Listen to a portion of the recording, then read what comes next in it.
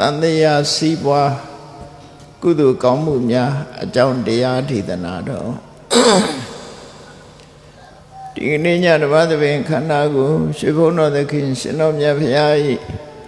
မဟာကရုဏာကုံကိုအာယုံပြုငါတိကျူဖွဲ့ဆိုအပ်သောဝန္ဒနာပနာမအာတိတဂါထာကိုရွတ်ဆိုပူဇော်ခြင်းဖြင့်စတင်ကြရအောင်ယောကပ္ပကောတိဟိပိယပမိယံကာလံကရွန်တော်တိဒုက္ခရာနိခေရံကတောလောကဟိတယာနာထောနမောမကာရုဏိကတတတ္တယောနာထောဝိနိယမြတ်စွာတတ္တဝါဤချမ်းသာစီးပွားလိုလားတောင်းတကုံပေါင်းခါသဖြင့်နာထအမြညာကျင့်ရှင်တော်မြတ်ဖရာသည်ကပ္ပကောတိဟိပိဂရေကဘာအရေးအတွက်သင်္ချာတို့ဖြင့်တော်လဲအဘယ်မိယံရည်အတွက်တိုင်းတာဖော်ပြခြင်းဟာမစွမ်းနိုင်ပါသောကာလံလေးအသင်ချေသိဋ္ဌိကဘာရှိကြသောကာလပတ်လုံးလောကဟိတယတတ္တလောကဤအကျိုးစီးပွားအလုံးငါအတိဒုက္ခရာနိဥ္စာအသက်ချင်းလဲအင်္ဂါမေတ္တာကြီးမှသမိတာနှင့်တထာဇနီဆွန်ញကြီးဟုကျက်တိထဝေငါတဲ့အစုအလွန်ခဲရင်တော်မူတို့ကိုကရွန်တော်ဖျားဖြစ်ရန်ဤတန်ကြိုးကုတ်အာထုတ်တော်မူရသည်ဖြစ်၍ခေရန်လက်ချေမျက်လုံးအသက်ဆုံးရဲ့နှလုံးစိတ်ဝံကိုရောဤပင်မခြင်းတို့ကတောဘဝတဏ္ဍကျိန်ဖန်များစွာရောက်တော်မူရာရှာလိပြီမဟာကရုဏီကတတ္တဝါများရင်ဝေသားကဲ့သို့တနာချစ်ခင်မဟာကရုဏာရှင်ဖြစ်တော်မူသောတသနာထသဝိနည်းများစွာတတ္တဝါဤချမ်းသာစီးပွားလိုလားတောင်းတကုံပေါင်းခါသဖြင့်နာထမြညာထိုရှင်တော်မြတ်ဖရာအားနမောယုတိပြောင်းပြော့မှန်ကိုလျော်၍ကရောယုကျိုးရှိခိုးခြင်းသည်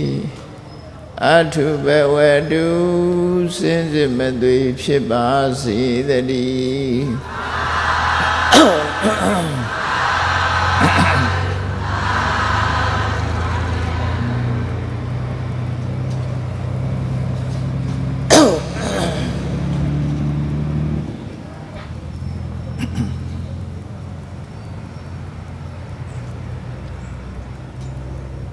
တန်တရားစီးပွားကုသိုလ်ကောင်းမှုများလောကလူတွေဟာဘဝရလာလို့ရှိရင်ဘဝမှာသာဝတိပြည့်စုံမှုဆိုစီးပွားလုပ်ကြရတယ်လူတိုင်းဟာစီးပွားလုပ်ကြတယ်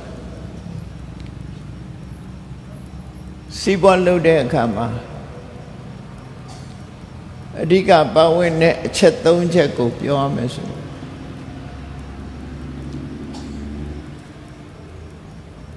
ကြွယ်ဝချမ်းသာပြီးငွေကြေးတနတတ်နိုင်တဲ့ပုဂ္ဂိုလ်ပဲဖြစ်စေရှင်ဤမြုပ်နှံမှုလုပ်တဲ့အခါမှာသူများစီကကြွေးယူရတယ်ဆိုတာရှိတယ်နောက်ဆုံးမှလူစီကကြွေးယူတယ်မဟုတ်တော့ဖန်ကနေချီးပြီးတော့လှုပ်ကြတယ်ဒါကြွေးယူတယ်လို့ခေါ်ဖန်ကနေငွေချီးပြီးတော့စီပွားလှုပ်ကြတယ်ကြွေးယူတယ်လို့ခေါ်ပြီးတဲ့အခါမှာအဲ့ဒီကြွေးတွေကိုပေးဆက်ရတယ်ဆိုတာ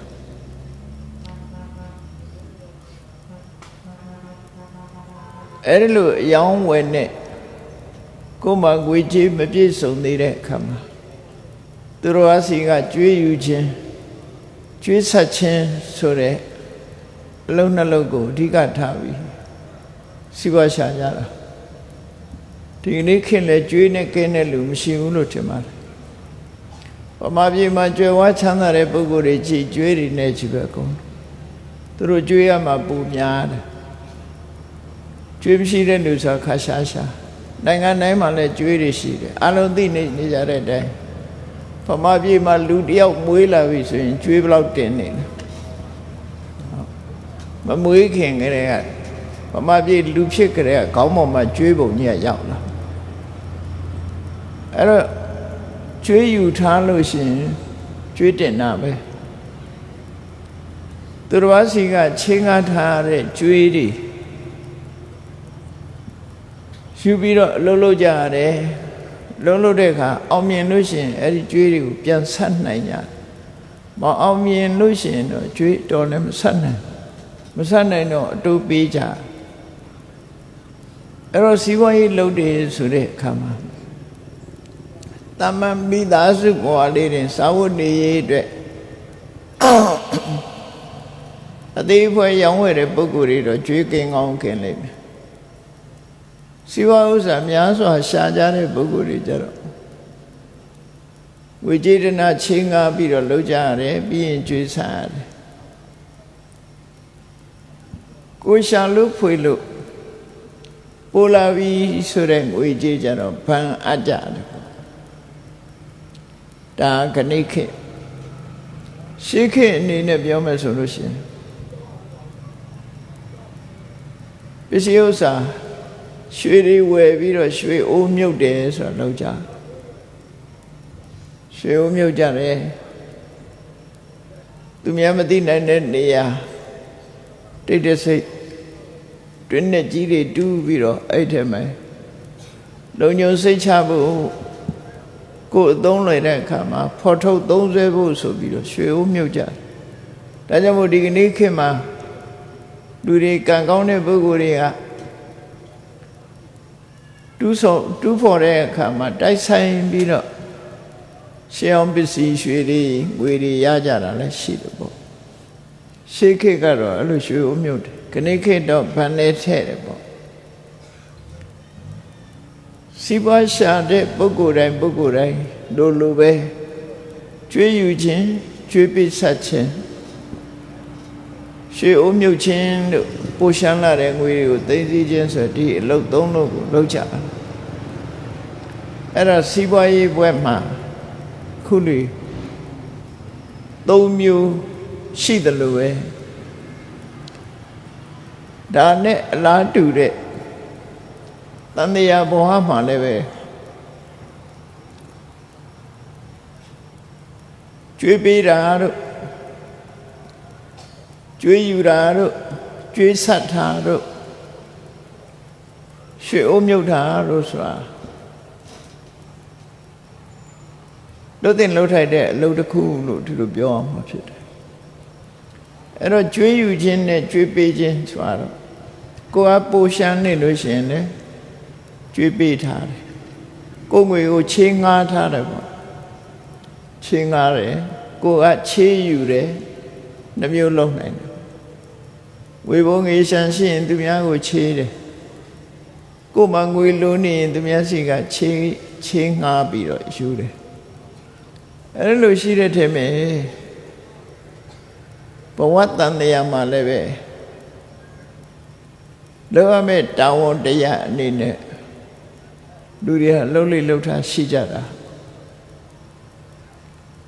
ဘာလို့တုံးဆိုရင်ငွေပိုငွေရှမ်းရှိနေလို့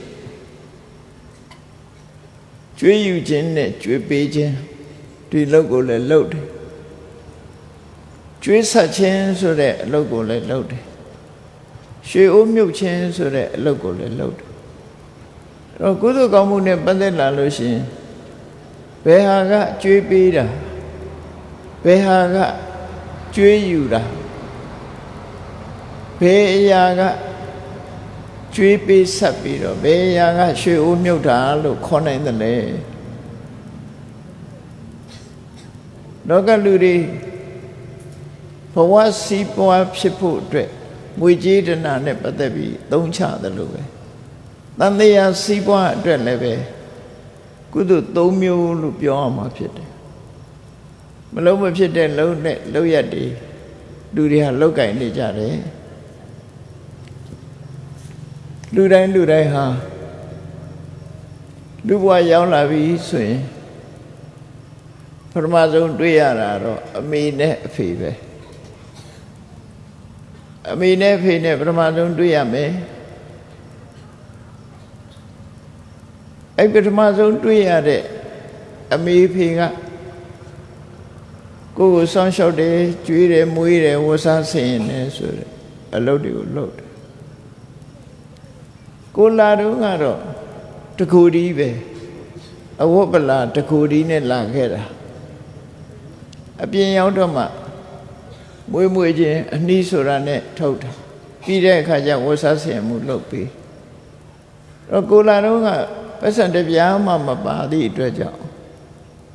ဘသူစီကကြွေးယူရတော့ဆိုမိဘစီကကြွေးယူရမိဘကကိုယ့်ကိုချင်းငှားလိုက်တဲ့ကြွေးတွေကိုယ်ကယူပြီးသားဖြစ်သွားတယ်နော်ဘဝမှာကိုယ်ကပဲကြွေးတင်နေတဲ့လူတွေလို့ပြောအောင်မှာဖြစ်တယ်အိမ်ရောက်လာကြတဲ့ကကိုယ်ကကြွေးတင်ပြီးဘသူစီကြွေးတင်တော့ဆိုအမေဖေးစီကြွေးတင်သွားအမေဖေကအလကားကျွေးနေတယ်လို့ဆိုကြပေမဲ့လို့ဒီကျေးဇူးတရားတွေကရှိနေတယ်အဲ့တော့အမေဖေကကိုရောက်လာကြတဲ့ကကိုအတွက်တာဝန်ယူတယ်ကျွေးတယ်မွေးတယ်ပြုစုဆောင်ရှောက်တယ်ကုန်ကြစရိတ်ဆိုတာနဲတာမဟုတ်ဘူးဒါတွေမကသေးဘူးလူလမ်းမြောက်ဖို့အတွက်ပညာသင်ပေးရသေးတယ်ဝဆဆင်ယုံတော်ကပညာသင်ပေးရတယ်အဲ့ဒါတွေအားလုံးဟာကျွေးယူထားတာတွေကြီးပဲဒါကျွေးယူရတဲ့ဟာတွေကြီးပဲအဲ့ဒီကျွေးတွေဟာကိုဆက်ရမှာပဲဖြစ်တယ်အဲ့ဒါကိုပြောတော့မိဘကျေးဇူးဆက်တယ်ဆိုတာကျွေးဆက်တာပဲဒါကိုကပြန်ပြီးတုံ့ပြန်ပြီးပေးဆက်ရမယ်အလုပ်တွေဖြစ်လာ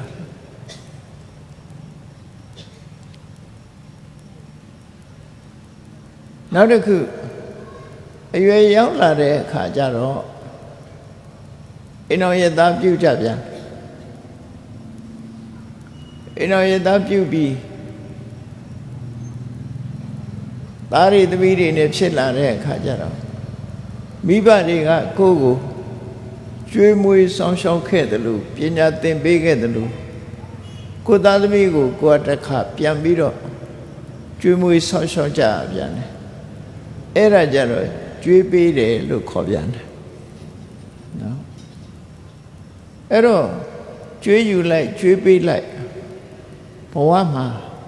ဘဝယတ္တိဖို့အတွက်မိဘတွေစီကကိုယ်ကကျွေးယူတယ်ချင်းငှားတယ်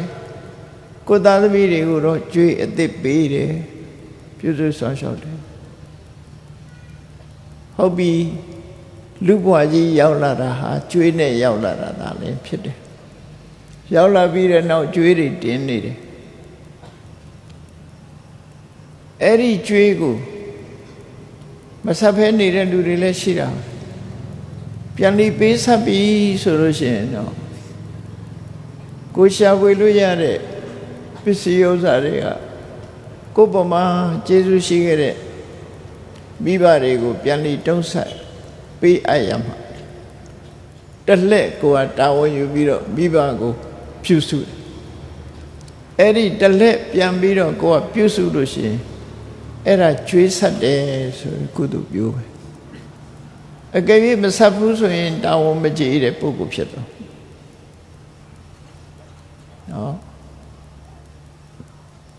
အဲ့ဒီထဲကကိုစီးပွားရှာလို့ပိုးရှမ်းလာပြီဆိုရင်ဘာလုပ်ကြလဲဖျားတယ်တယ်ကြောင်ဆောက်တယ်အခုလိုမန္တကြီးထိုးပြီးအလှကြီးပေးကြတယ်နေ့စဉ်နဲ့အမျှဒါနကောင်းမှုတွေလုပ်တယ်ပစ္စည်းဥစ္စာတွေသုံးချအဲ့ဒါကြတော့ကျွေးနဲ့မဆိုင်ဘူး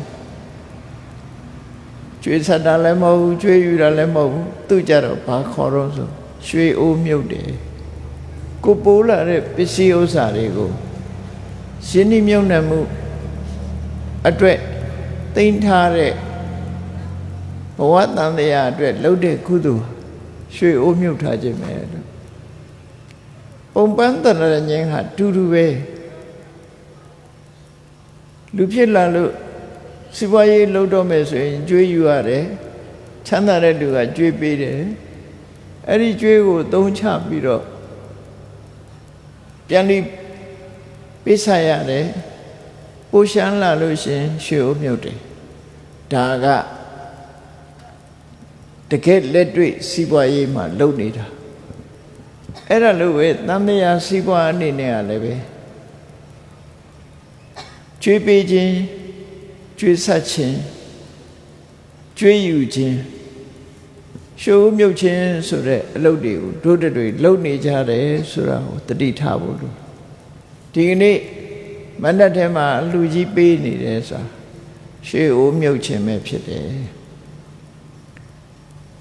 ကိုရှိလာတဲ့ပစ္စည်းဥစ္စာတွေကိုနောင်ဘဝချမ်းသာဒုက္ခအတွက်အသုံးလိုတဲ့အခါမှာချမ်းသာဒုက္ခအတွက်ရရှိဖို့အတွက်ရှင်းနှီးမြုံနှံမှုသို့မဟုတ်ရွှေအိုးမြုပ်ခြင်းပူလျံလို့ဘဏ်ကိုအပ်ထားခြင်းဆိုတဲ့သဘော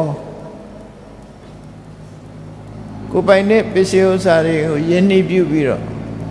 ဒါနကောင်းမှုပြုချတာဒါတွေရဲ့အကျိုးကနောက်အသုံးလိုတဲ့အခါမှာပြန်ပြီးတော့ပေါ်လာဒါမို့ဒီလိုရွှေအိုးမြုပ်တယ်ဆိုတာဟာမြတ်စွာဘုရားကနိတိကန္တသုံးမှာဆိုရင်ကိုရှိလာတဲ့ပစ္စည်းဥစ္စာတွေကိုတဲ့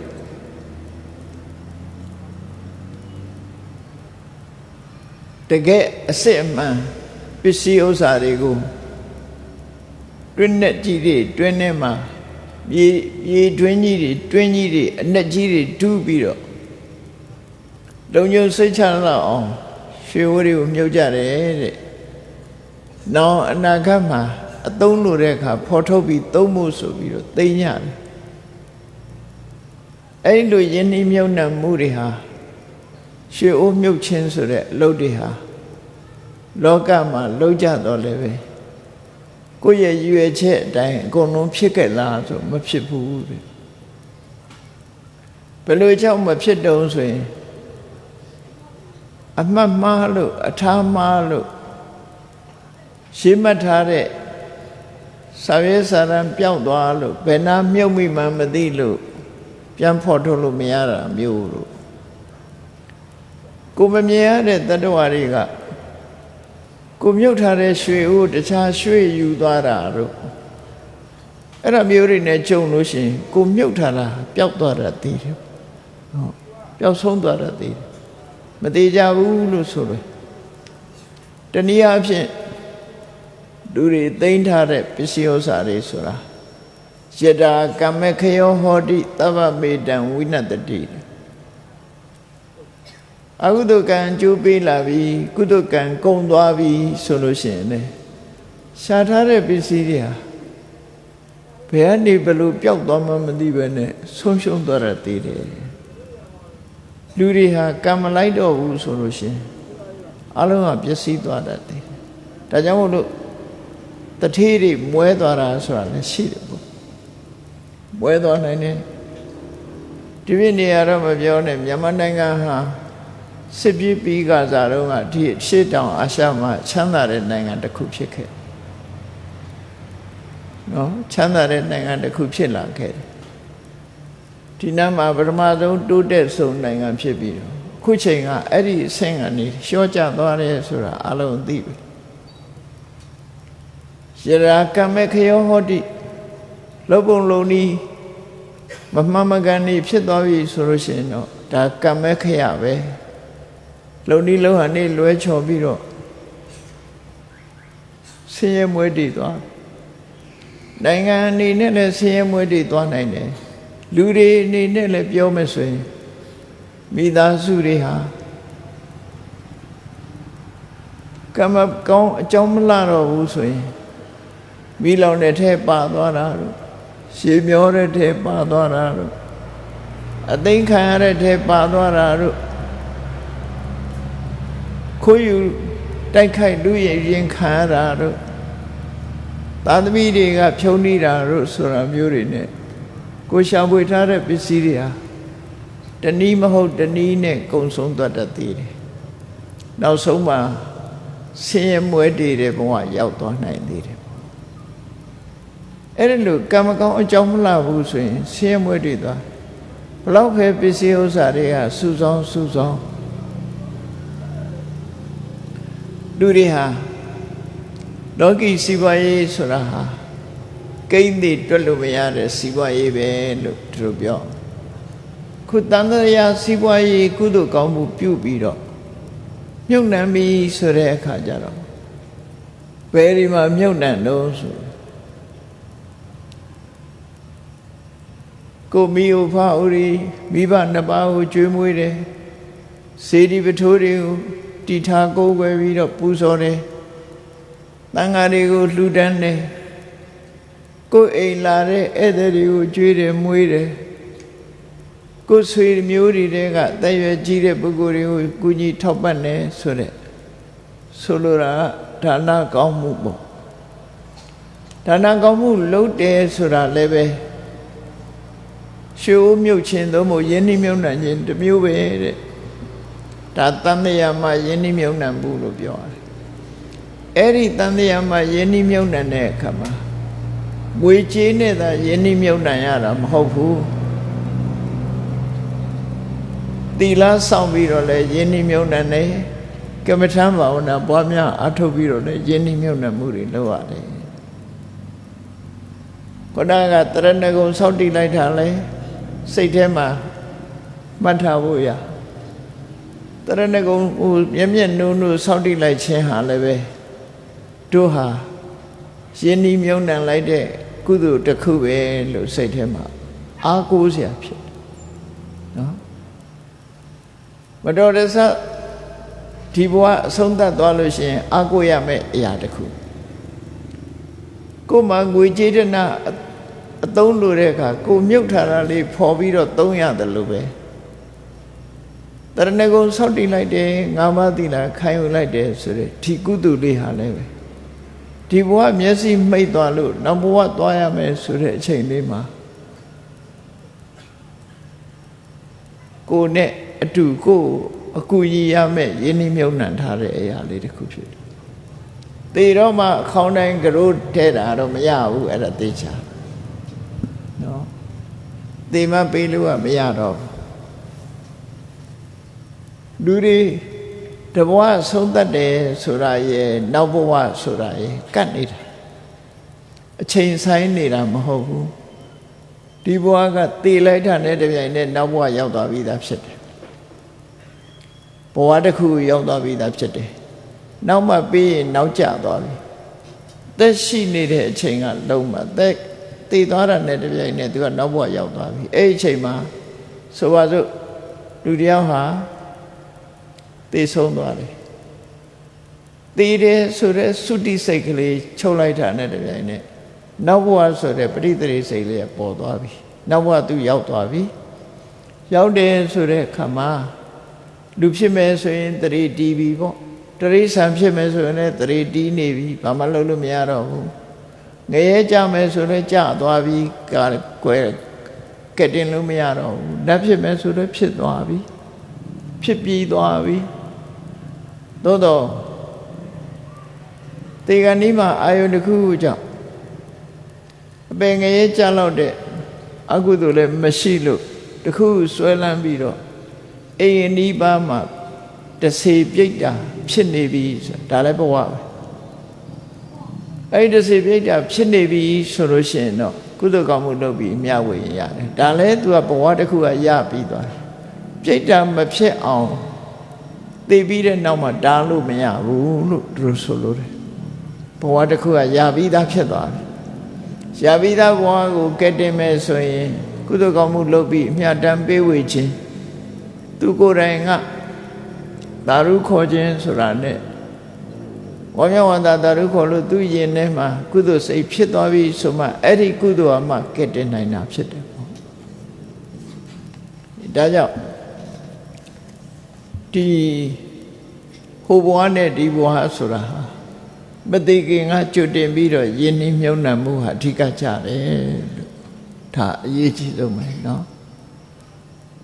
တရဏဂုံသီလဆောက်တည်လိုက်တာလဲယဉ်နှိမ့်မြုံနှံမှုတစ်ခုပဲ အဲ့ဒါလို့ကိုဘဝမှာနေ့စဉ်နဲ့အမျှဖျားရှိမှာတရဏဂုံဆောက်တည်ခြင်းငါးပါးသီလခံယူခြင်းဖျားပန်းရေးချမ်းစီမီပန်းလှူဒန်းခြင်းဆိုတဲ့နေ့စဉ်ကိုတတ်နိုင်တဲ့ကုသိုလ်မျိုးတွေကိုလုပ်နေခြင်းဟာလည်းပဲနောင်ဘဝအတွက်တမိုးရှိတဲ့ရွှေတွေငွေတွေကိုမြုပ်နှံနေတာနဲ့အလားတရံတူတယ်လို့ဒီလိုပဲမှာနော်နောင်အတွက်မြုပ်နှံနေခြင်းပဲအဲ့ဒါလို့မြုပ်နှံထားပြီဆိုတဲ့အခါမှာပုံညာနိပရလောကသမိပဋိဋ္ဌာဟောတိပါဏိနံလို့ကုသကောင်းမှုဆိုတာနောင်ဘဝရောက်ရင်အားကိုးရဆုံးဖြစ်တယ်သိမ်းထားတဲ့ပစ္စည်းဥစ္စာသည်အသုံးလို့တဲ့အခါမှာအသုံးဝင်တယ်လို့ပဲမြုပ်နှံသိမ်းဆည်းထားတဲ့ပစ္စည်းဥစ္စာသည်အသုံးဝင်တယ်လို့ကိုယ်တိုင်ပြုလုပ်ထားတဲ့ကုသကောင်းမှုသည်နောင်ဘဝအတွက်များစွာအသုံးဝင်တယ်အဲ့တော့ဘာပဲလှုပ်လို့တို့တွေကယင်းနှိမြုပ်နှံမှုလုံးနေတယ်လို့ကုသိုလ်လုပ်တိုင်းလုပ်တိုင်းဒီလိုသတိထားဖို့လိုတယ်ပေါ့အကုသိုလ်လုပ်ရင်တော့မကောင်းတာတွေစုဆောင်းနေသည့်အတွက်ကြောင့်ပေးဆိုင်ရမယ့်ဆင်းရဲဒုက္ခတွေကလာမှသိချတယ်ပေါ့ဒါကြောင့်မို့ကိုယ့်ရဲ့ရင်ထဲနှလုံးထဲမှာကုသိုလ်ကောင်းမှုတွေပြုဖို့လိုအပ်တယ်တဲ့ခုနကပြင်မရွှေငွေတွေကိုမြုပ်နှံထားတာတို့ယဉ်နေတာတို့ဟာသိကြလားဆိုမသိကြဘူးတဲ့ပျက်စီးသွားနိုင်တယ်အခုလိုကုသိုလ်လုပ်ပြီးတော့ဒီကနေ့တရဏဂုံတန်သီလဆောက်တည်လိုက်တယ်ဒါနကောင်းမှုလုပ်လိုက်တယ်အဲ့ဒီကုသိုလ်ဟာကိုယ့်ရဲ့နဲ့ရောက်သွားကြတဲ့ကမပြောက်တော့ဘူးသိချသွားပြီခိုးယူမဲ့လူလည်းမရှိဘူးနော်သိတဲ့အခါထားရမယ့်ဟာလည်းမဟုတ်ဘူးဒါကြောင့်မို့မြတ်စွာဘုရားကပဟာယကမဏီယေတုဧတံအာဒါယခိစ္စတိကျန်တာတွေကတော့ထားကြရမှာရွှေငွေပစ္စည်းဥစ္စာကိုပိုင်တဲ့အဆောက်အုံစသည်အလုံးဟာထားခဲ့ကြရတယ်သို့တော့ကိုနဲ့အတူယူသွားလို့ရတာတော့ကိုလုံးတဲ့ကံတရားသာလင်ဖြစ်တယ်ဆိုတာကိုအလေးနဲ့ထားပြီးတော့မှတ်သားဖို့လိုအပ်တယ်အဲ့ဒါတော့ကိုနဲ့ပါသွားမှာဘာကြောင့်ကိုနဲ့ပါတော့ဆိုရင်ကိုရင်ထဲမှာဖြစ်တဲ့အရာဖြစ်လို့ကိုနဲ့ပဲသစ္စာအေးမသေးခင်မှာကောင်းတဲ့ပုံရိပ်တွေများများထင်အောင်ကြိုးစားအထောက်ဖို့လိုအပ်တယ်ဆိုတာတတိချအောင်အဲ့တော့ဘဝတစ်ခုရလာတဲ့အခါမှာကျွေးပေးခြင်းကျွေးဆက်ခြင်းရှုံးမြုပ်ခြင်းဆိုတဲ့အလုပ်တွေကိုအမှတ်တမဲ့မနေပဲလုပ်ဖို့လိုအပ်တယ်ကိုယ်မှာအထူးသဖြင့်ကျွေးသည့်ပေးခြင်းဘဝမှာလူတွေဟာမလွဲမသွေကျွေးသည့်ချရတာရှိတယ်ကျွေးဟောင်းဆရတာရှိတယ်ကျွေးသည့်ချတာဆိုတာဘာလို့တာတော့ဆိုရင်မိသားစုအိမ်အောင်ပြုတဲ့အခါမှာမိသားစုဘဝကိုယ့်ကိုမိပြုပြီးတော့ရောက်လာတဲ့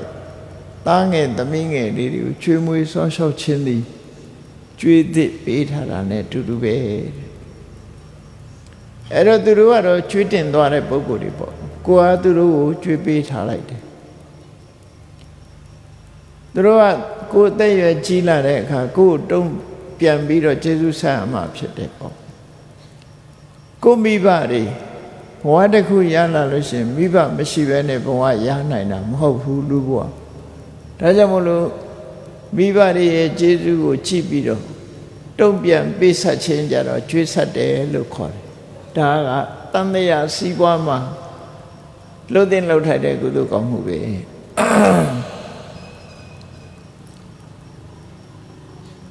ကျွေးဆက်တယ်ဆိုတော့မိဘရဲ့ကျေးဇူးတရားကိုဘယ်လိုမှတ်သားကြမလဲမိဘကတို့အပေါ်မှာဘယ်လိုကျေးဇူးရှိတာလဲကိုဟာလူဘဝရောက်လာတဲ့အခါမိဘကကိုယ့်ပေါ်မှာကျေးဇူးပြုတာအချင်းချုပ်ပြောစမ်းမှာဆိုရင်ပြောတတ်ဖို့တတိထားမြတ်စွာဘုရားစကားသုံးခုနဲ့ပဲပြောထားတယ်အာပါဒကပောဒကဣမတ္တလောကတ္တဓတ္တိတာရောမိဘတွေကကိုယ့်ပေါ်မှာကျေးဇူးပြုတယ်ဆိုတာတဲ့အာပါဒကကိုယ်ဆောင်းလျှောက်တယ်ဟုတ်တယ် ကိုယ်ဝန်တည်တဲ့အချိန်ကစပြီးတော့ကိုယ်ပေါ်မှာဆောင်းလျှောက်လာမွေးတဲ့အချိန်မှလည်းပဲစကားမပြောတတ်ခင်ငါစပြီးတော့ဆောင်းလျှောက်လာခဲ့အဲ့လိုဆောင်းလျှောက်လာတယ်ပောတက္ကာကိုယ်ကျွေးမွေးခဲ့တယ်ဣမတ္တလောကတ္တဓာတိတာတော့ဒီလောကကြီးပြတ်တယ်လာခွင့်ပြုတယ်ဒီကျေးဇူးသုံးခုအကယ်၍မိဘကလာခွင့်မပြုဘူးဆိုရင်လူဖြစ်ကုန်မဖြစ်ဘူးဒီကနေ့ခေတ်ကြတော့မလာဖို့တားနေကြတာတွေရှိတယ်လေနော်မိဘကအလားမခံတာတွေရှိတယ်ဆိုတာတတိထားကြည့်လူဖြစ်ဖို့ဘလောက်ခက်လဲဆိုတာစဉ်းစားကြည့်ကိုကတားတဲ့မိဘစီရောက်သွားရင်ကိုအတားခံမှာပဲလူဘဝရောက်မှာမဟုတ်အတားခံရလို့ကြော်ပြီးတော့ရောက်လာလို့ရှိရင်တော့အမိုက်ပုံးနဲ့ရောက်သွားတာတွေတောင်ရှိသေးနော်ဒါကြောင့်မို့မိဘရဲ့ခြေစွတရားကိုဟာလူဘဝကိုအောင်မြင်မြင်ရောက်ရှိလာခဲ့ခြင်းဟာအမြဲတမ်းခြေစွကြည့်တယ်လို့စိတ်ထဲမှာမှတ်သားထားပါကဲပြီးအတားခံလိုက်ရရင်ကိုဟာလူဖြစ်ဖို့မရှိတော့အဲ့တော့လူဖြစ်လာတဲ့ဆိုကြတဲ့မိဘရဲ့ခြေစွတရားကိုမမေ့ရမှာဖြစ်တယ်ပေါ့ခြေစွဆိုတာတုံ့ပြန်ပေးဆပ်ရတဲ့အရာကျွေးတင်တာလို့ပဲတုံ့ပြန်ပြီးတော့ပေးဆပ်မယ်မိမိကိုယ်တိုင်ရှာဖွေလာတဲ့ပစ္စည်းတွေနဲ့မိဘကိုကျွေးရမယ်မွေးရမယ်စောင့်ရှောက်ရမယ်ကိုယ်အနေနဲ့တာဝန်ယူရမယ်ဆိုအဲ့ဒီမိဘကိုကျွေးမွေးစောင့်ရှောက်တာဝန်ယူခြင်းကိုမြတ်စွာဘုရားကတန်မိုးထားလို့မင်္ဂလာကုသိုလ်တစ်ပါးဖြစ်တယ်ဟောခဲ့တာဖြစ်တယ်ပညာရှိတွေသူတော်ကောင်းတွေလက်ခံပြီးတော့ကျင့်သုံးခဲ့တဲ့ကုသိုလ်ကောင်းမှုအနေနဲ့လည်းမြတ်စွာဘုရားဟောတယ်တရားမင်းကြီးတို့စိုးစံတဲ့တာဝရိန္ဒနတ်ပြည်ကနတ်တွေကလည်းပဲမိဘကိုပြုစုတဲ့ပုဂ္ဂိုလ်သူတော်ကောင်းလို့သတ်မှတ်တယ်အဲ့တော့မိဘကိုပြုစုတဲ့လူကိုသူတော်ကောင်းလို့သတ်မှတ်ရင်မိဘကိုမပြုစုဘူးဆိုရင်သူယုံမှလို့သတ်မှတ်တယ်ဆိုအဓိပ္ပာယ်ရဒါကြောင့်မို့ကိုကမိဘကိုတုံ့ပြန်ပြီးတော့ကျွေးမွေးစောင့်ရှောက်ပြီးဆိုရင်စိတ်ထဲမှာတို့ဟာကျွေးပေးဆက်နေရတယ်ဆိုတဲ့အဓိပ္ပာယ်ကိုမှတ်သားထားဖို့တုံ့ပြန်ပြီးတော့ကျွေးဆက်ခြင်းပဲအကယ်၍မဆက်ဘူးဆိုလို့ရှိရင်ကိုဟာကျွေးတင်တဲ့ဘဝမှာနေသွားတယ်တာဝန်မကျေတဲ့ဘဝရောက်သွားနိုင်အဲ့တော့ကျွေးပေးဆက်ခြင်းဟာလောကမှာသူများစီကချင်းမေးပြီးမပေးတဲ့လူဟာလူကောင်းမဟုတ်ဘူးနောက်လည်းသူများစီကခြေလို့ရမှာမဟုတ်ဘူးသူများရဲ့ကျွေးတွေကိုပြန်ပြီးပေးဆက်တဲ့လူမှရှိုးသားသူလူတော်လူကောင်းဖြစ်သတ်မှတ်ကြတယ်အဲ့ဒါလိုပဲမိဘကိုပြန်ပြီးတော့ကျွေးဆက်တဲ့အနေနဲ့ပြုစုတဲ့ပုဂ္ဂိုလ်မှလူတော်လူကောင်းလို့သတ်မှတ်မှာဖြစ်တယ်မိဘကိုပြန်တုံ့ပြန်ပြီးတော့ကျေးဇူးမဆက်ဘူးဆိုရင်ဒီလူဟာလူကောင်းမဟုတ်တော့ဘူး။ဒါကြောင့်မို့ကျွေးဆက်ခြင်းဆိုတာလောက်ရမှာဖြစ်တယ်။ဘဝမှာကိုယ့်ရဲ့ရှင်သွေးသားသမီးတွေကိုပြုစုဆောက်ရှောက်ခြင်းဆိုတာလေလောက်ရမယ့်လောက်တစ်ခုပဲ။ကိုယ်ဆောက်ရှောက်လာခဲ့တဲ့မိဘတွေကိုတုံ့ပြန်ပြီးတော့ဆောင်းလျှောက်ခြင်းဆိုတာလေလှုပ်တင်လှုပ်ထိုက်တဲ့ကုသိုလ်တစ်မျိုးပဲကိုသားသမီးကိုကိုကျွေးတာဟာကုသိုလ်မရဘူးလို့ဒီလိုဆိုတာမဟုတ်ဘူးကုသိုလ်ရတယ်ကိုသားသမီးကိုကိုကျွေးမွေးဆောင်းလျှောက်ခြင်းကကိုကကျွေးသေးချတဲ့အနေနဲ့လှုပ်တင်လှုပ်ထိုက်တဲ့လုပ်ငန်းကုသိုလ်လုပ်ငန်းတစ်ခုပဲကိုမိဘကိုပြန်လီပြီးတော့ဆောင်းလျှောက်ခြင်းကလည်းပဲလှုပ်တင်လှုပ်ထိုက်တဲ့ကုသိုလ်ကောင်းမှုတစ်ခုပဲထိတဲ့အပြင်ဒါနကောင်းမှုသီလကောင်းမှုမိဘခြေဆုနဲ့မဆိုင်မဲနဲ့ကိုယ့်ရင်ထဲကသရတရားစေတနာစွမ်းအားတွေနဲ့ဒါနကောင်းမှုလုပ်တယ်သီလဆောက်တည်တယ်ဆိုအဲ့ဒါတွေကြတော့ရွှေအိုးမြုပ်နှံတယ်လို့တန်တရားခရီးမှလည်းပဲ အရေးတကြီးကတော့ကုသိုလ်ကောင်းမှုမပြုဘဲနေမရနိုင်ဘူးကုသိုလ်ကောင်းမှုပြုရမှာဖြစ်တယ်ဆိုတာကိုမှတ်သားဖို့လိုအပ်တယ်ဒီအဓိပ္ပာယ်တွေကမြတ်စွာဘုရားဟောကြားတဲ့ဇာတကအဒေသနာမှာလူတွေရဲ့ယဉ်ထဲမှာဆွဲသွားအောင်ဇလံလေးတစ်ပုဒ်နဲ့မြတ်စွာဘုရားဟောခဲ့တာသင်္ကန်းစာပေးခဲ့တာကျွေးသစ်ပေးခြင်းဒါသာသမီတွေကိုဆောင်းလျှောက်တာကျွေးဟောင်းပေးဆက်ခြင်းမိဘကိုကျေးဇူးဆက်တာရွှေအိုးမြုပ်ခြင်းကုသိုလ်ကောင်းမှုလုပ်တာအဲ့ဒါတန်တရားစီးပွားကုသိုလ်ကောင်းမှုများလို့ဆိုဒီသုံးခုကိုပြောတာနော်အဲ့ဒါနဲ့ပတ်သက်ပြီးတော့950ဇတ်တော်ထဲမှာတာလိကေဒါရဇတ်ဆိုတာရှိတယ်လောကလူတွေလှုပ်တဲ့လှုပ်ထိုက်တဲ့ကုသိုလ်၃မျိုးကိုမြတ်စွာဘုရားကသင်္ကန်းစာပေးဖို့အတွက်ဒီဇတ်ကိုဟောခဲ့တာဖြစ်တယ်ပေါ့ဇလန်းလေးကိုကျဉ်းညွတ်ပြောရမယ်ဆိုရင်မဂရတိုင်းမှာမဂရမြို့တော်ရဲ့အရှိမြောက်ထဲမှာသာလိဒိယဆိုတဲ့ပုံနာရွာကြီးတစ်ရွာရှိတယ်ပုံနာလူမျိုးတွေနေလို့ပုံနာရွာလို့ခေါ်တယ်အဲ့ဒီရွာမှာလေပိုင်ရှင်တထေးကြီးရှိတယ်လေပေါင်းဧကပေါင်းမြောင်များစွာချမ်းသာတယ်သူကိုယ်တိုင်လှုပ်တဲ့လေရလည်းမနေဘူးသူများကိုအငှားချထားတဲ့လေတွေလည်းရှိတယ်အဲ့ဒီလေရဲ့ဟိုဘက်ကိုကြည့်လိုက်မယ်ဆိုရင်လက်ပံပင်နေပေါက်နေတဲ့လက်ပံတော်အုပ်ကြီးတစ်ခုရှိတယ်ဒါအနေထားတွေကိုဖော်ပြအဲ့ဒီလက်ပံတော်ထဲမှာကျင်းငှက်တွေများစွာနေထိုင်ကြတာဖြစ်တယ်အဲ့ဒီနေထားမှာသူဟာလေစပါးတွေကိုစိုက်ပျိုးလေယာတွေကိုပြိုးထောင်စိုက်ပျိုးပြီးတော့စပါးတွေမှဲ့တဲ့အချိန်ရောက်လာပြီဆိုတဲ့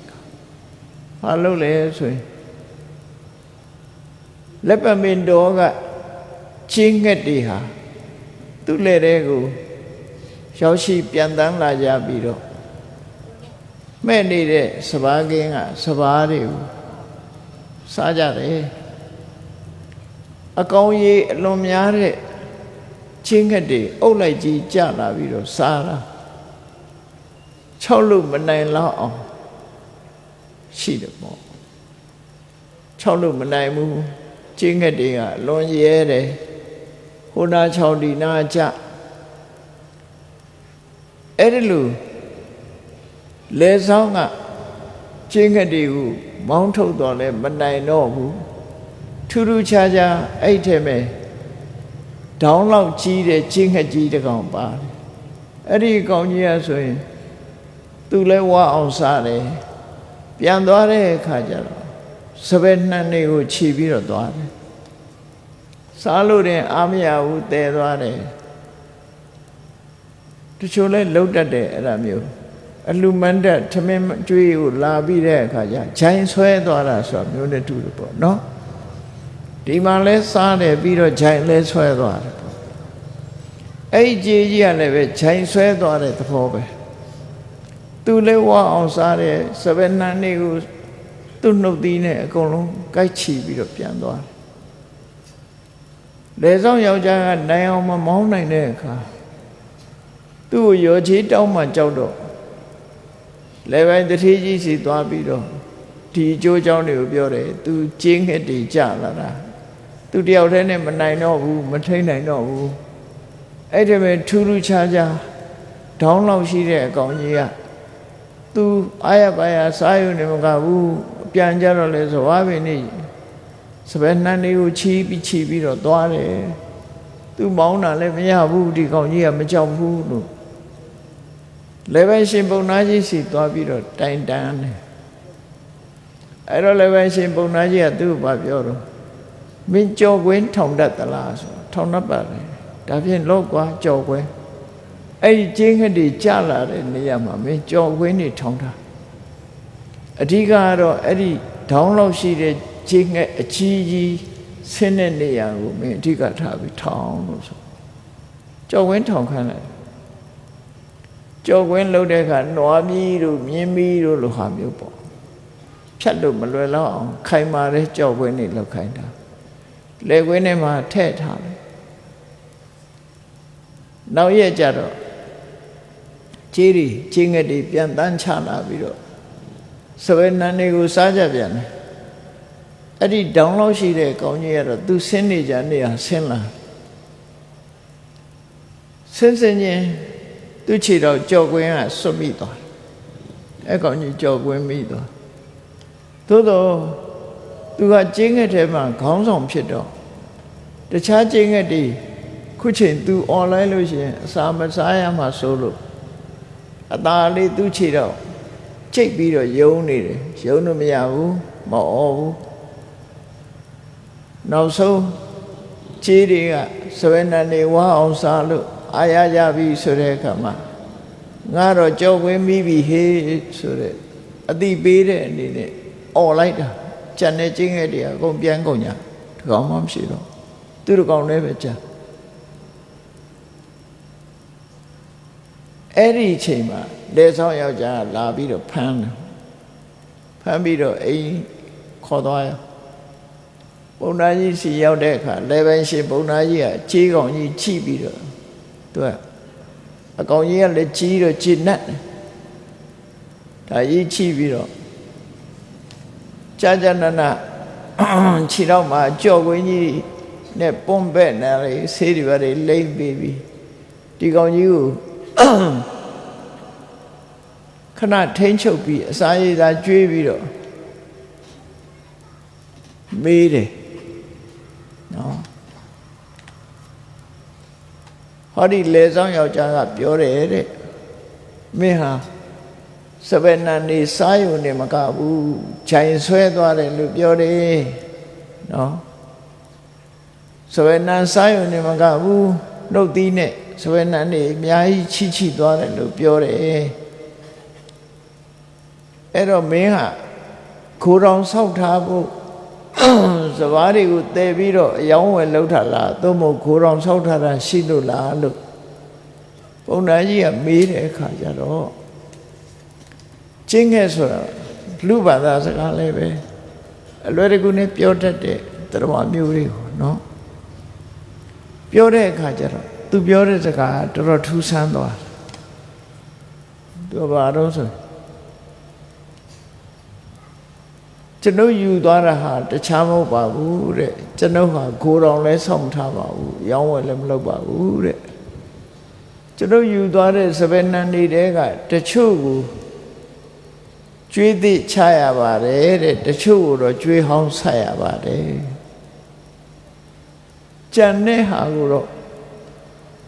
ရင်းနှီးမြုပ်နှံတာလို့ရွှေအိုးမြုပ်ရပါတယ်လို့သူပြောတယ်လူသားတွေလှုပ်တဲ့ပုံစံမျိုးပဲသူကသုံးပုံခွဲပြီးတော့တစုကကျွေးပေးတာတစ်ခုကကျွေးဆက်တာကြံတဲ့ပိုရှင်တဲ့ဟာကြတော့ရွှေအိုးမြုပ်တာပါတိမ့်ထားတာပါလို့ဒီလိုပြောတယ်အဲ့ဒီကြတော့သူစကားကတော်တော်ထူးဆန်းတော့လေပိုင်းရှင်ပုံနာကြီးကစိတ်ဝင်စားပြီးနေစမ်းမအောင်ချင်းငှက်တကောင်ကကျွေးသစ်ပေးတယ်ဆိုတာလဲဆန်းလာကြီးလားကျွေးဟောင်းဆက်တယ်ဆိုတာလဲအလွန်ဆန်းတယ်ရွှေအိုးမြုပ်တယ်ဆိုတာလဲအလွန်ဆန်းတယ်ဒါကြောင့်မို့ဘလို့ကျွေးသစ်ပေးပြီးဘလို့ကျွေးဟောင်းဆက်တာလဲနော်ဘယ်လိုရွှေအိုးများမြုပ်ပါတယ်လဲလို့ဆိုတာကိုတေချာကပ်ပြီးတော့မေးတဲ့အခါကျတော့အဲ့ဒီကျင်းငယ်ကြီးကလူဘာသာစကားနဲ့ရှင်းရှင်းနေတော့သူပြောပြတယ်သူကြွေးသည့်ပေးတယ်ဆိုတော့တခြားမဟုတ်ပါဘူးတဲ့အသာတပက္ခတရုဏပုဒ္ဒကမရှကောတိယတေမံပတ္တပရိတန္တိတတ္တမတေတံဣနန္တရေသူပြောတဲ့စကားလေးကသူ့မှာသားငယ်သမီးငယ်လေးတွေရှိသေးတယ်တဲ့အတောင်မပေါက်ကြသေးဘူး သူ့ကိုအကြောင်းပြုပြီးတော့ဖြစ်ပေါ်လာတဲ့ကျင်းငှက်ကလေးတွေဟာအတောင်မပေါက်ကြသေးဘူးမပြန်နိုင်ကြသေးဘူးတဲ့အတိုက်တိုင်းမှာပဲဒီတိုင်းပဲရှိနေကြသေးတယ်အဲ့ဒီကျင်းငှက်တော်အငယ်လေးတွေစားဖို့အတွက်သူကရိုးရိုးသူတို့စားဖို့ယူသွားတယ်လို့မပြောဘဲနဲ့သူတို့ချီးလာတဲ့အခါကျွန်ုပ်ကိုပြန်လီပြီးတော့ကျွေးမွေးကြမှာဖြစ်လို့အဲ့ဒါကိုရည်ညွှန်းပြီးတော့သူတို့ကိုကျွေးအသစ်ချတယ်လို့ပြောတာပါဟောသူကျွေးရမယ်သူ့ရဲ့သားငယ်သမီးငယ်တွေကိုသူကျွေးတာအဲ့ဒါကိုကျွေးသစ်ချတယ်လို့သူကပြောလိုက်တယ်ပုံနာကြီးကသဘောကျတယ်ဒါဖြင့်ဟုတ်ပြီကဲကျွေးဟောင်းဆက်တာကတော့ဘာတော့ကျွေးဟောင်းဆက်တာကတော့ဘာတော့ဆိုတော့မာတာပိတသမေဝုဒ္ဓစိဏကာကတရွတ်ပနာတေတံတုန်နေနဟာတုနမုံစေပုပ္ပကတံဣနံကျွန်ုပ်မှာမွေးပြီးတော့ဆွမ်းလျှောက်ခဲ့တဲ့မိအိုဖအိုအတောင်ပံတွေကကျွတ်ပြီးတော့မပြန်တန်းနိုင်တော့ဘူးတဲ့မိအိုဖသူ့ကိုမွေးခဲ့တဲ့မိအိုဖအိုကျင့်ငှက်ကြီးတွေဟာအတောင်ပံတွေကကျွတ်ကုန်လို့ကောင်းရင်ကိုမပြန်နိုင်တော့ဘူးတဲ့သူတို့ဟာဒီလိုပဲတစ်ပင်ပေါ်မှာနားခိုပြီးတော့နေကြတယ်အစာရည်စာရှာပြီးတော့မစားနိုင်ဘူးတဲ့ဒါကြောင့်မို့သူတို့အတွက်နှုတ်သီးနဲ့ချီယူပြီးတော့သူတို့ငယ်ငယ်ကကျွေးခဲ့တဲ့ခြေဆုတရားကိုပြန်ဆက်တဲ့အနေနဲ့ကျွေးဟောင်းဆက်ခြင်းဖြစ်ပါတယ်အလုံးမြင်မှုကြမှာပေါ့ငှက်ကလေးတွေဟာအစာရှာပြီးတော့ငှက်ပေါက်စလေးတွေကျွေးနေတာတွေ့ပါလေနော်ငှက်ကလေးတွေခွန့်ပြီးတော့ကျွေးနေကြတယ်အဲ့ဒါလိုပဲသူ့ရဲ့မိအိုဖအိုတွေကိုလည်းပဲသူကျွေးမွေးဆောင်ရှောက်ရပါတယ်တဲ့အဲ့ဒါကိုရည်ရွယ်ပြီးတော့ကျွေးဟောင်းဆက်တယ်လို့သူပြောခြင်းဖြစ်ပါတယ်လေပဲရှင်ပုံနာကြီးကသဘောတွေကြာဟုတ်သားပဲလူတွေတောင်မှတခါတလေလိုလှုပ်တာမရှိဘူးသူကဒါကြေးဟောင်းဆက်တယ်ဒါဖြင့်ဟုတ်ပြီရွှေအိုးမြုပ်တာကြတော့ဘယ်လိုလုပ်တာလဲအင်ញေပိတထသကုဏခိနပက္ခသုဒ္ဓပလာတေတံပုညတ္ထိကောဓမ္မိတဏ္ဏိတေအာဟုပဏိတာအဲ့ဒီမှာကျွန်ုပ်တို့ချင်းငှက်အုပ်ကြီးတဲ့မှာတဲ့တချို့ချင်းငှက်ကြီးတွေဟာအသက်အရွယ်ကြီးလာတဲ့အခါအတောင်တွေကျွတ်ကုန်ကြတယ်တောင်တွေကျွတ်ပြီးတော့အလုံးကိုအားနေတယ်မပြန်နိုင်ရှာကြတော့ဘူးသူတို့အတွက်တော့ကျွန်ုပ်ကနောင်နာခတ်အတွက်ကုသိုလ်ကောင်းမှုဖြစ်ဖို့ရအတွက်သူတို့ကိုကျွေးမွေးဆောက်ရှောက်တာဟာဒါဟာရွှေအိုးမြုပ်နှံခြင်းပဲဖြစ်ပါတယ်ကုသိုလ်ကောင်းမှုကိုလိုချင်လို့သူတို့အတွက်ကိုကျွေးမွေးဆောက်ရှောက်ပါတယ်ဒါဝတ္တရားနဲ့လှုပ်တာမဟုတ်ခုနကနှစ်ခုကဝတ္တရားပါကလေးငယ်လေးတွေကိုဆောက်ရှောက်ကျွေးမွေးတာကဝတ္တရားမိအိုဖအိုတွေကိုကျွေးမွေးတာကဝတ္တရားအခုကတော့ဝတ္တရားမဟုတ်ဘူးကုသိုလ်လိုချင်လို့ဆောင်းရှောက်ရမယ်ခြင်းငယ်တွေကိုဆောင်းရှောက်တာဖြစ်တယ်ဒါဟာကုသိုလ်ကောင်းမှုလုပ်ပြီးတော့ယဉ်နှိမ့်မြုပ်နှံခြင်းဖြစ်ပါတယ်လို့ဒီလိုရှင်းပြလိုက်တဲ့အခါကျတော့တပည့်ရှင်ပုံနာကြီးကလူတွေတောင်မှဒီအသိမရှိဘူးတဲ့ဒီခြင်းငယ်တော်အတော်ကိုလိမ္မာရေးချရှိတာပဲလူတွေတဲ့တောင်ပိုသိတယ်ဝန္တာအာရဖြစ်ပြီးတော့သူ့ကိုအလိုရှိရာစားဖို့အတွက်သူစိုက်ပျိုးပေးထားတဲ့လေဧကားတဲ့ဟာအကွက်တစ်ကွက်ကိုတတ်မှတ်ပြီးတော့ပေးတယ်ကြိုက်တယ်လို့စားပါဒီအခင်းအလုံးစားတန်းနေဆွဲထားပြီးတော့ဒီကျင်းငယ်ကြီးပိုင်တဲ့အခင်းကိုတတ်မှတ်ပြီးတော့ပေးလိုက်တယ်ကြိုက်တယ်လို့စား ဒီခင်းထဲကထွက်သမျှသီးနှံနေသူပိုင်ဆိုင်ခွင့်ရှိတယ်လို့ဆုလက်အနေနဲ့လည်းပဲရှင်ဘုံနာကြီးကပေးလိုက်တယ်ပေးပြီးတော့ဒီကျင်းခဲ့ကြီးကိုပြန်ပြီးတော့လှုပ်လိုက်တာဒီဇလန်းလေးကိုမြတ်စွာဘုရားကတရိစ္ဆာန်မင်းဖြစ်တော်လဲပဲတကယ်အသိဉာဏ်ရှိတဲ့ပုဂ္ဂိုလ်တွေဟာလှုပ်တဲ့လှုပ်ထိုက်တာတွေကိုလှုပ်နေကြတာဖြစ်တယ်အလုံးမြင်မိကြသလိုပဲမိခင်ဖြစ်တဲ့ငှက်မတွေငှက်ဖိုတွေငှက်ထီးတွေဟာသူတို့ရဲ့လူမမယ်ကလေးငယ်လေးတွေကိုကျွေးမွေးဆောင်းရှောက်ကြတယ်ငှက်ကြီးတွေကိုကျွေးတာတော့မြင်မှုချင်မှမြင်မှုကြမယ်ငှက်ပေါင်းစာလေးတွေကျွေးတာတော့မြင်မှုကြတယ်အဲ့ဒါလို့လှုပ်ထိုက်တဲ့တောင်းဝန်တရားတွေကိုသူတို့ဟာခြေပြုံးစွာထမ်းဆောင်နေကြတာဖြစ်လို့တန်တရားစီးပွားကုသိုလ်ကောင်းမှုများဟာလှုပ်ထိုက်တဲ့ကုသိုလ်ကောင်းမှုတွေသာလင်ဖြစ်တယ်တို့တွေဟာလူဘဝရောက်လာတဲ့အခါမှာထို့တူပဲငါတို့လှုပ်ထိုက်တဲ့ကုသိုလ်ကောင်းမှုတွေကိုတို့တွေဟာအာယုစုဆိုင်ပြီးတော့ကိုယ်သားငယ်သမီးငယ်တွေကိုတောင်းဝတရားရပြုစုဆောင်ရှောက်ခြင်းကျွေးမွေးဆောင်ရှောက်ခြင်းကိုမိဥဖအိုတွေကိုတုံ့ပြန်ကျေးဇူးဆက်ခြင်းဆိုတဲ့တောင်းဝတရားနဲ့သက်ဆိုင်တဲ့ဒီကုသိုလ်နှစ်ရပ်ကိုကြိုးစားအထောက်ပြီးမလစ်ဟင်းစေရအောင်တတိနဲ့ဆောင်ရွက်ရမှာဖြစ်ပြီးကိုရှာဖွေလို့ရလာတဲ့ပစ္စည်းဥစ္စာတွေကိုလည်းပဲဒီဘဝအတွက်သာမသုံးမဲနဲ့ကုသိုလ်ကောင်းမှုအတွက်ယဉ်နှိမ့်မြုံနှံမှုတစ်မျိုးဖြစ်အောင်တို့တွေရွှေအိုးမြုပ်ခြင်းဆိုတဲ့ကုသိုလ်ကောင်းမှုလုပ်တဲ့အလုပ်ကိုလုပ်ရမှာဖြစ်တယ်လို့တတိထားပြီးအသိဉာဏ်ပွားဖို့ဖြစ်ပါတယ်။မြတ်စွာဘုရားကဒီဇာတကဒေသနာဖြင့်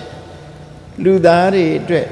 ဘဝသင်္ကန်းစာတရားကိုပေးတာဖြစ်တယ်။အဲ့တော့အလုံးတရားချစ်ခင်သူတော်စင်ပြိတ္တတို့တွေလှုပ်ထိုက်တဲ့ကျွေးသစ်ပေးခြင်းဆိုတာလုပ်ကြရဲ့လားကျွေးဟောင်းဆက်ခြင်းဆိုတာကိုရောလုပ်ကြရဲ့လားရွှေအိုးရောမြုပ်ကြပါရဲ့လားဆိုတဲ့ဒီမေးခွန်းတွေကိုကိုယ့်အကိုပြန်မေးပြီးတော့ကိုလုံးရမယ့်ဝတ္တရားတွေကိုမပြတ်မကွက်အောင်တို့တွေကြိုးစားအထောက်ကြအောင်မှာဖြစ်တယ်လို့ကိုစီတတိထားပြီးတော့ကြိုးစားအထောက်နိုင်ကြပါစေကုန်သတည်း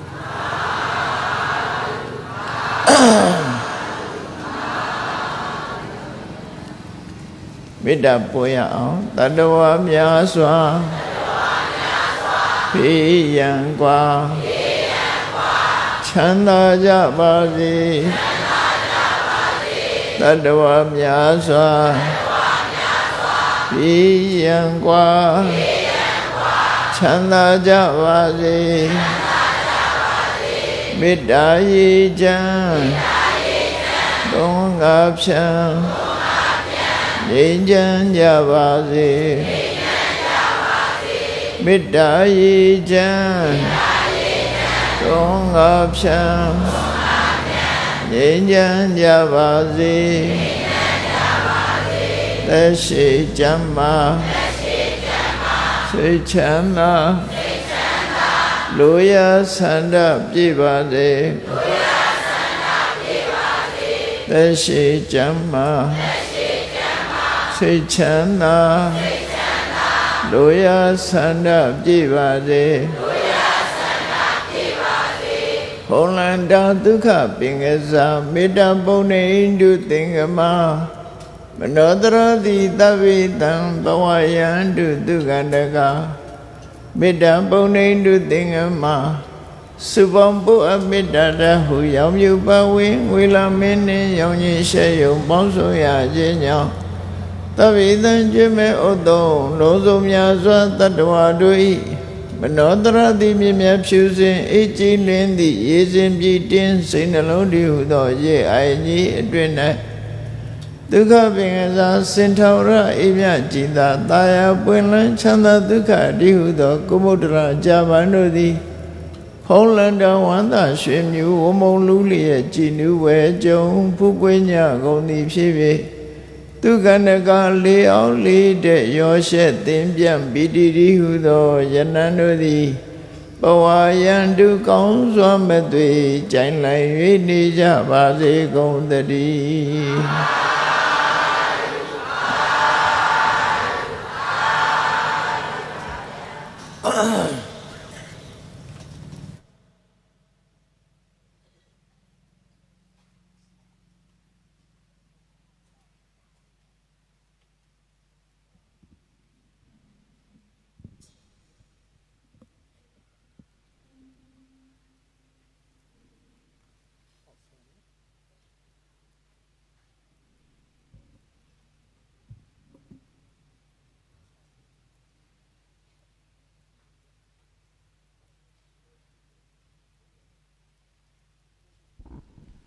ယနေ့ည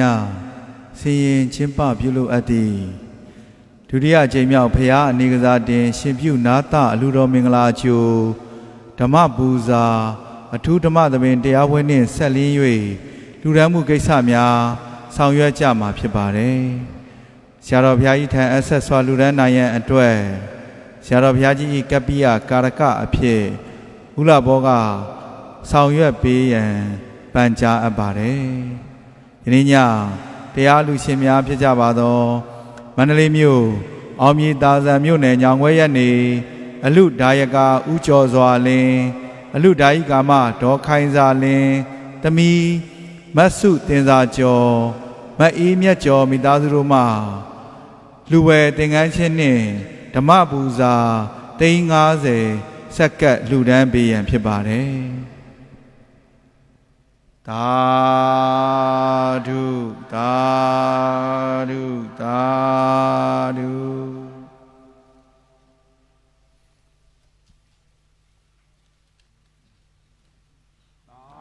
သာဓုသာဓုသာ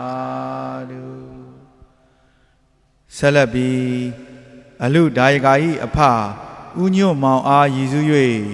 အလူဒါယကာဤမိခင်ကြီးဒေါ်ညိုစိန်နှင့်တမီမတ်နွဲ့တီမိသားစုတို့မှနဝကမ္မအလူတော်ငွေ9သိန်းလှူဒန်းပေးရန်ဖြစ်ပါတယ်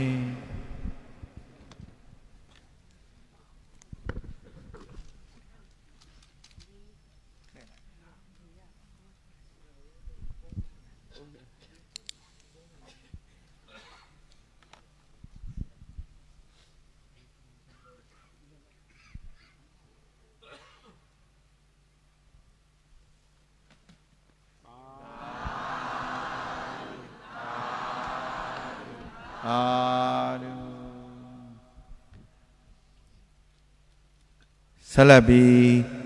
ဥဝင်းရွှေဒေါ်နွဲ့ကြီးမိသားစုတို့မှနဝကမ္မတသိန်းကိုကျော်စွာဝင်းမက်ခင်နွယ်ဦးမိသားစုတို့မှနဝကမ္မတသိန်းကိုမောင်ရင်မတ်နွယ်ရီမိသားစုတို့မှနဝကမ္မတသိန်းနှင့်ကိုကျော်လွင်ဦးမအေးခိုင်မိသားစုတို့မှနဝကမ္မတသိန်းတို့အား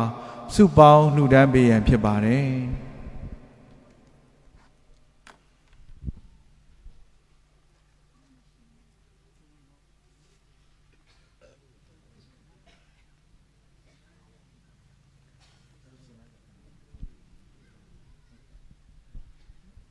သာဓုသာဓုသာဓုယနေ့ညတရားနာပိဋကပေါင်းသူတော်ကောင်းတို့ဤအများပေါင်းစုလူတန်းငွေနဝကမ္မ24သိန်း3500ကျပ်တို့အားအများကိုစားအလူဒါယကာဒါယိကာမများမှလှူဒန်းပေးရန်ဖြစ်ပါတယ်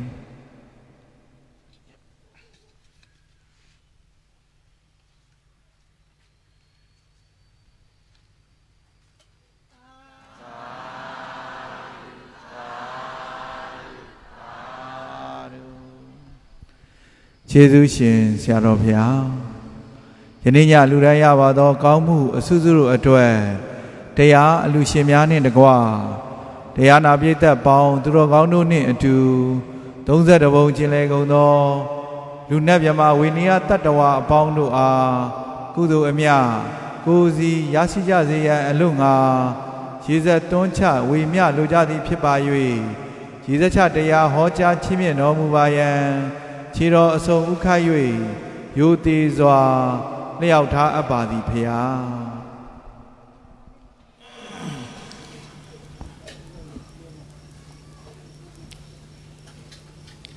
ရေစက်ခွက်ကံပြီးအလုံးဆိုကြမှာရှင်ဖေယဖျားတွေတို့သည်ဓမ္မအတိညာရရှိမှသာလျှင်နိဗ္ဗာန်ချမ်းသာကိုရမောပြုနိုင်ပါသောကြောင့်ဓမ္မအတိညာရရှိစေရန်ရှိတန်ကြလျက်ဓမ္မသဘင်ဆင်ကျင်ပါပြုလုပ်ကြ၍အမတဒါနာဓမ္မဒါနာတရားအလူတော်ကိုပေးလူကြပါကုန်၏တရားတော်မြတ်ကိုယုသိလေးမြတ်စွာမမတ်သာသာအာယုန်ထားလျက်နာကြားကြပါကုန်၏တရားတော်မြတ်ကိုတတ္တဗဝတ္ထုအစုစုတို့ဖြင့်ပူဇော်ကြပါကုန်၏ယနေ့ယခုအာထုပြုလုပ်ကြရသောတရားဟောရခြင်းဓမ္မဒေသနာတရားနာရခြင်းဓမ္မသဝနာတရားတော်ကိုပေးလူရခြင်းဓမ္မဒါနာတရားတော်ကိုပူဇော်ရခြင်းဓမ္မပူဇာကုသိုလ်စေရနာဖြာဖြာတို့သည်ဒုက္ခခတ်သိချုပ်ငြိမ်းရမှန်ယနေ့ပိုင်အကြောင်းထောက်ပံ့ဖြစ်ပါစေသာရှင်ဖျားဤကောင်းမှု၏အဖို့ဘာကကိုအမိအဖအဖို့အဖွာဆရာသမားမစား၍ကဘာသူကဘာသာလူနာပြမတတ္တဝါများတို့အားအမြအမြဝေငှပါကုန်၏ကုသိုလ်အမြကိုယ်စီရကြကုန်သည်ဖြစ်၍ကိုယ်စိတ်နှဖျားချမ်းသာကြသည်ဖြစ်ကြပါစေကုန်သတည်း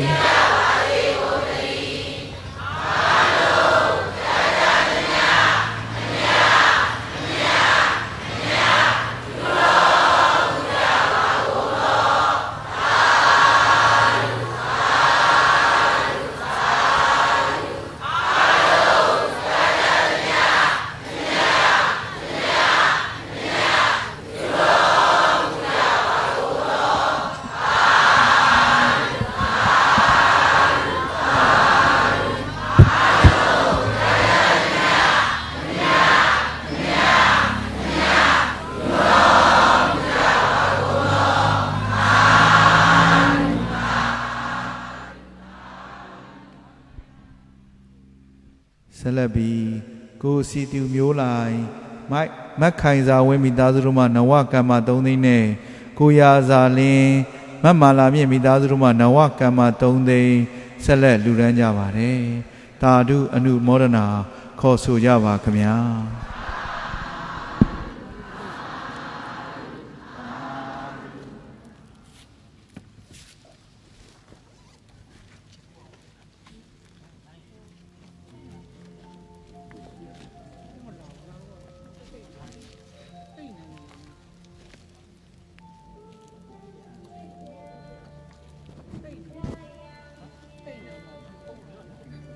Tamahidu